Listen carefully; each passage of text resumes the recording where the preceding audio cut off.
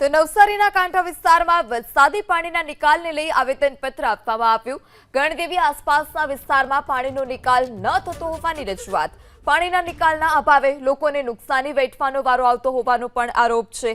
ગણદેવીના મેંદર, પાટ સહિતના ગામોમાં ઉદ્યોગોના તળાવ આવેલા છે। ઝીંગા તળાવને લઈ કોઈ ખુલ્લી જગ્યાઓ રખાતા અનેક સમસ્યા છે। 6 મહિના અગાઉ રજૂઆત કરી હતી, તેમ છતાં કોઈ કાર્યવાહી નથી કરવામાં આવી, જેને લઈ ફરી આવેદનપત્ર આપવામાં આવ્યું। અનઅધિકૃત દબાણોને કારણે ખેતી પાક અને ઢોરને પણ નુકસાન થતું હોવાનો આરોપ છે। સમસ્યાનું નિરાકરણ ન આવે તો ઉગ્ર આંદોલનની ચીમકી। અમારા જે કાંઠા વિસ્તારના ગામો છે એમાં વરસાદી પાણીનો નિકાલ અને જે ખાસ કરીને રેલના પાણી જ્યારે આવે છે ત્યારે નિકાલનો ખૂબ મોટો પ્રશ્ન છે। એના કારણે અમારા ગામોને વારંવાર નુકસાની વેઠવી પડે છે।